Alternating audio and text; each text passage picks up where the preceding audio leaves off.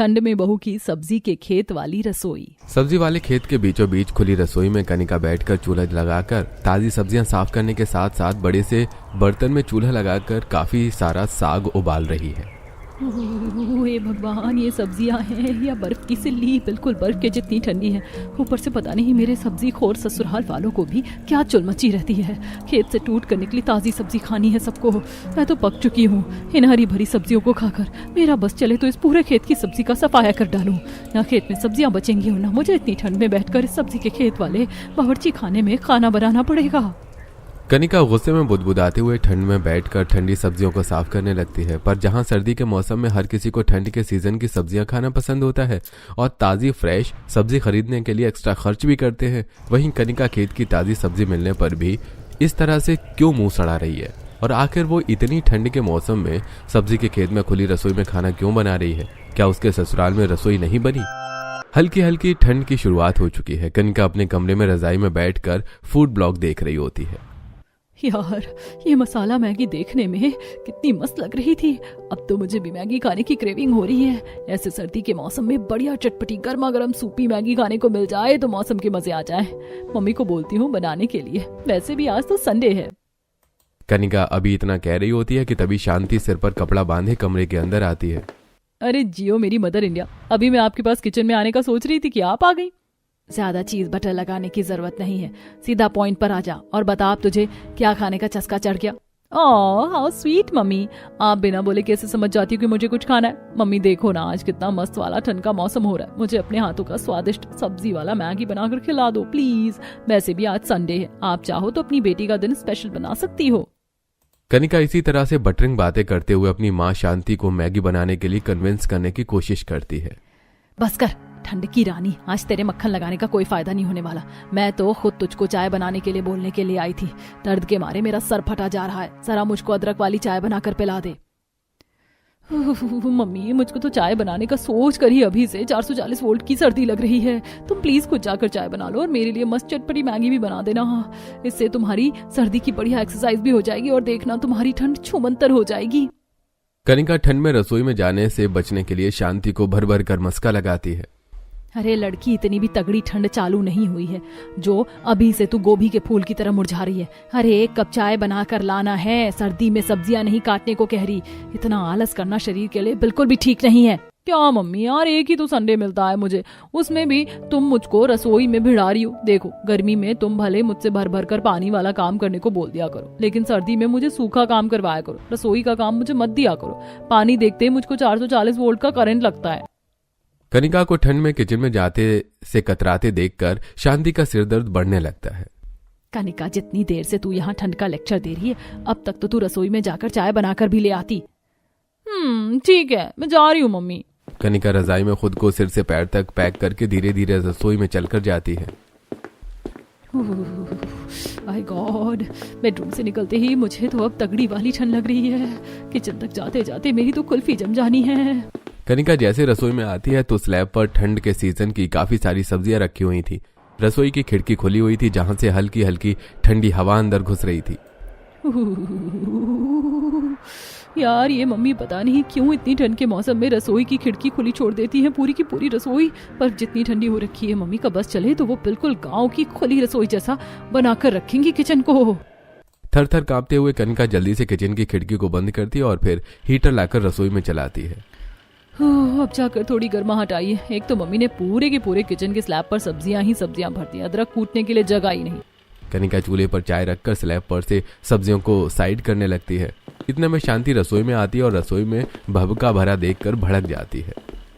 हे भगवान, ये तूने रसोई को चारों तरफ से बंद क्यों कर रखा है? दरवाजा खिड़की सब कुछ बंद कर रखा है, ऊपर से हीटर चला रखा है। अरे पूरी रसोई में कितना भभका भर गया है। मम्मी, खिड़की से बर्फ जितनी ठंडी ठंडी हवा आ रही थी, इसीलिए मैंने खिड़की बंद कर दिया। इतनी तगड़ी ठंड के मौसम में मुझसे खुली रसोई में चाय नहीं बनती।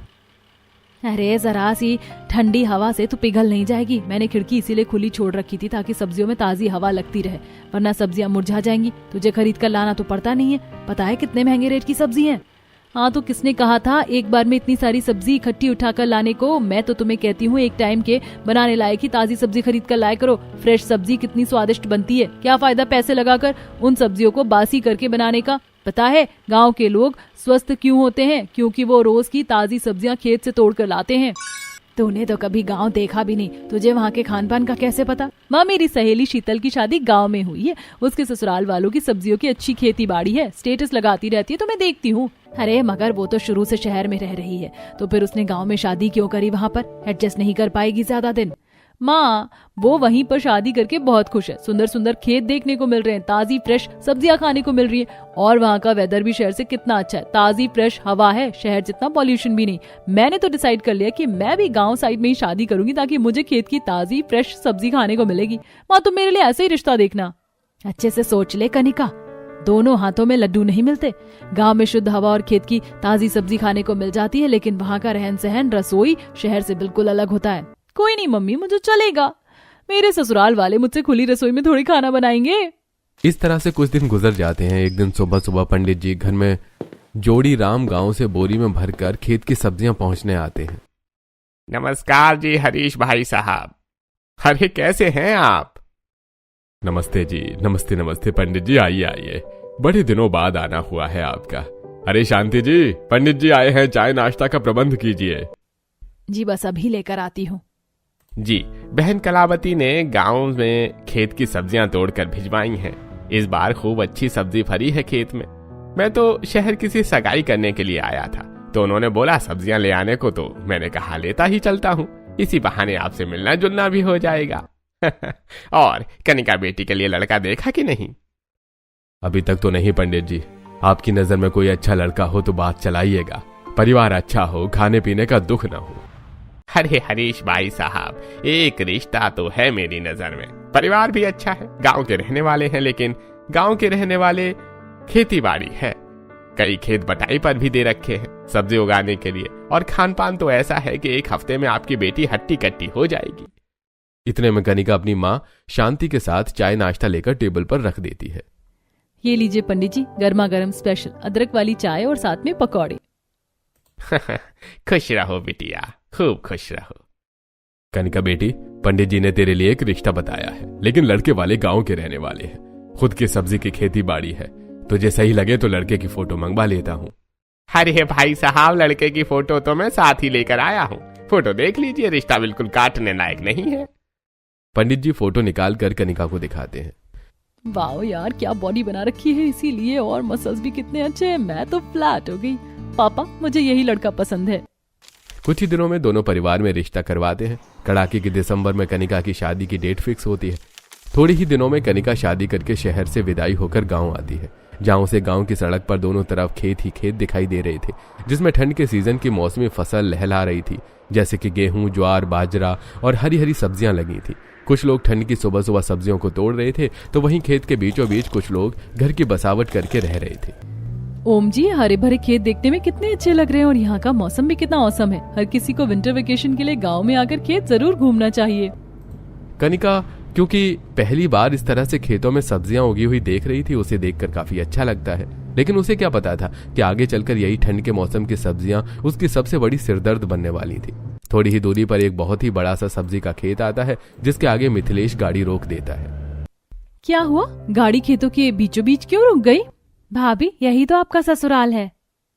आरुषि की बात सुनकर कनिका को काफी ज्यादा शौक लगता है, क्योंकि उसका ससुराल सब्जी वाले खेत के बिल्कुल बीचों बीच बना हुआ था। ठंड की वजह से पूरे खेत में घना कोहरा ही कोहरा छा रखा था। तभी खेत के बीच बने मिट्टी वाले ठोस रास्ते से चलकर उसके साथ शोभा और जेठानी सरिता कुछ सब्जी वाली टोकरी लेकर आते हुए दिखती है। आइए देवरानी जी, आपका स्वागत है। कनिका आंखें जमा जमा कर अपनी सास और जेठानी के हाथों में सब्जी वाली टोकरियों को देखकर पूछती है, जेठानी जी, माँ जी, आप दोनों इतनी सारी सब्जी वाली टोकरी किस लिए लाई हैं? अरे मैं बताती हूँ शहरी बहू, हमारे गांव में बहुत ही खास रिवाज होता है। नई नवेली दुल्हन को बांस की टोकरी में ही चलाकर ससुराल की चौखट तक ले जाया जाता है। चल अब टोकरी में पैर रखते जाना, ठीक है? छोटी बहू, ये तुम्हारी दादिया सास है, जैसे जैसे हम टोकरी आगे रखते जाएंगे तुम पैर रखते जाना। जी मम्मी जी। कनिका जैसे ही टोकरी में कदम रखती है तो उसकी सैंडल स्लिप होने से बचती है। हे भगवान, कहीं ऐसे बेतुकी रस्म के चक्कर में मेरा रायता ना फैल जाए। संभल कर कनिका। सब्जी वाले खुले खेत में ससुराल होने के चलते वहां पर काफी ज्यादा ठंडकपन था और कनिका ने बस ब्राइडल लहंगा पहन रखा था जिसमें ठंड से उसकी हालत काफी खराब हो रही थी। ओए भगवान, ये ठंडी ठंडी हवा से मेरी तो आत्मा बाहर निकल रही है। ऊपर से मम्मी जी, जेठानी जी, नौकर भी इतने स्लो मोशन में रख रहे हैं कि ससुराल का दरवाजा आते आते कहीं मैं ही निपट जाऊंगी। तभी ससुराल की चौखट आ जाती है। शोभा कनिका का गृह प्रवेश करवाती है। अरे चलो शोभा जी, आप सब औरतें आराम कर लो, हम खेत देख कर आते हैं। अजी, ठंड देख रहे हो कितनी ज्यादा हो रही है, ऊपर से शादी की थकावट भी है। कल सवेरे खेत देखने चले जाना, आज आराम कर लो। सब लोग आराम करने चले जाते हैं। इसी तरह अगला दिन होता है। कनिका सुबह सुबह नहा धोकर तैयार हो जाती है। हो गई रेडी। हाँ, फटाफट से रसोई में जाती हूँ। आज तो पहली रसोई में सबके लिए खेत की ताजी ताजी फ्रेश फ्रेश सब्जियां बनाकर खिलाऊंगी। कनिका ऐसा सोचकर रसोई में आती है जहाँ खाना बनाने के लिए चूल्हा, बर्तन, मसाला सब कुछ था। रसोई के अंदर तो निलबटा सन्नाटा छाया हुआ है। ना तो यहाँ पर खाना बनाने का साधन है और ना ही राशन। सब्जी का भी नामो निशान नहीं है। नाम की रसोई बना रखी है। इतने में कनिका की नंद घर के बाहर से अंदर आती है। भाभी चलिए, मैं आपको रसोई दिखाती हूँ, आ जाइए।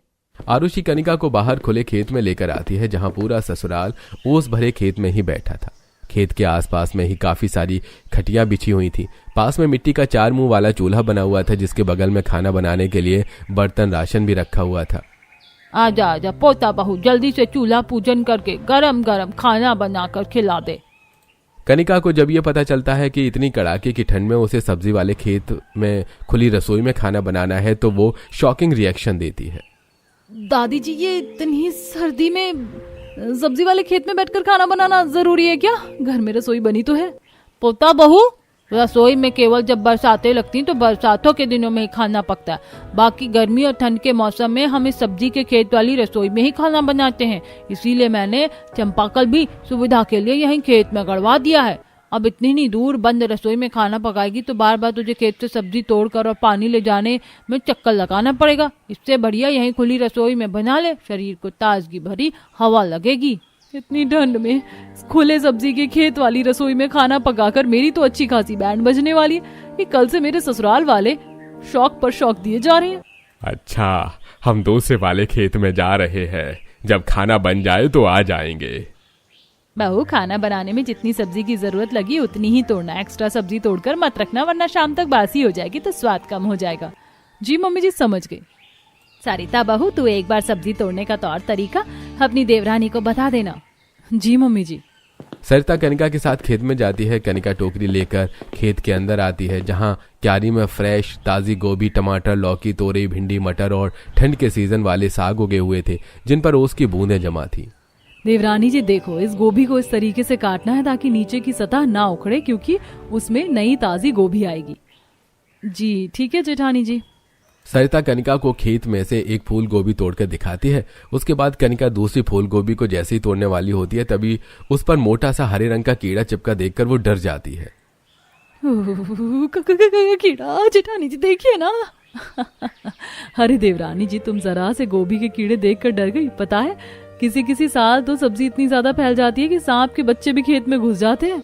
यह सुनकर कनिका की सांस हलक में अटक जाती है। क्या कहा? सांप? फिर तो जेठानी जी मेरे बस की नहीं है सब्जी वाले खेत की खुली रसोई में खाना बनाना। अरे वो तो सांप के बच्चे तो गेहूं के खेत में से आ जाते हैं और इस बार तो हमारे अगल बगल खेतों में सब्जी की खेती हो रखी है। चलो मैंने सब्जियां तोड़ दी, अब तुम खाना बना लो।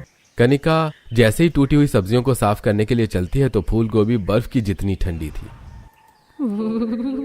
माँ, ये फूल गोभी कितनी ठंडी है, ऐसा लग रहा है जैसे बर्फ में से निकला है। फिर तो हाथ सुन्न हो गए। बेचारी किसी तरह उन ठंडी सब्जियों को साफ सुथरा करके काट के ठंडे पानी से धोने लगती है। इस हैंडपंप के पानी में तो कितनी रेत मिट्टी निकल रही है, इससे सब्जियां धोकर तो और भी मिट्टी चढ़ जाएगी।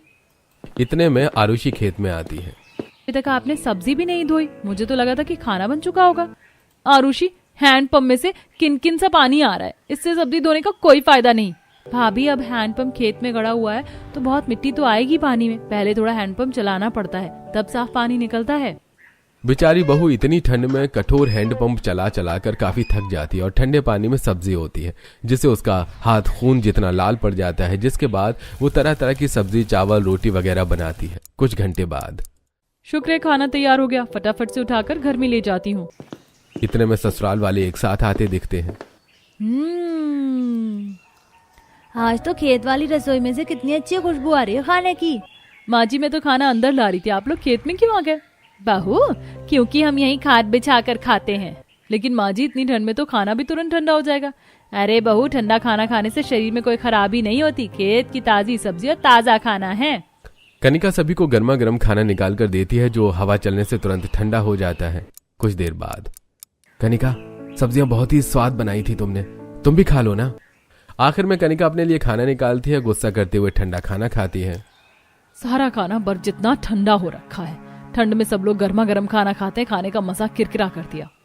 इसी तरह वक्त बीतता है। कनिका की शादी को लगभग 1-2 हफ्ते हो जाते हैं, जिसके साथ ठंड भी काफी बढ़ जाती है। दिन रात ये कालिक चढ़े बर्तन धोकर मेरे तो हाथ फट गए। शादी से पहले सर्दी की कितनी अच्छी लाइफ थी मेरी। जहाँ शांति ठंड में रसोई में बर्तन धो रही होती है, तभी कनिका आकर प्लेट सरका देती है। माँ प्लीज एक मेरी प्लेट भी धो दो ना। अरे मैं सारे बर्तन साफ कर चुकी हूँ, तुझे अपना खुद का खाया हुआ प्लेट भी नहीं धुल रहा? माँ अगर मैं बर्तन वॉश करूंगी तो मेरे लोशन वाले सॉफ्ट सॉफ्ट हाथ फटने लगेंगे, धो दो। तेरा कुछ नहीं हो सकता, चल जा।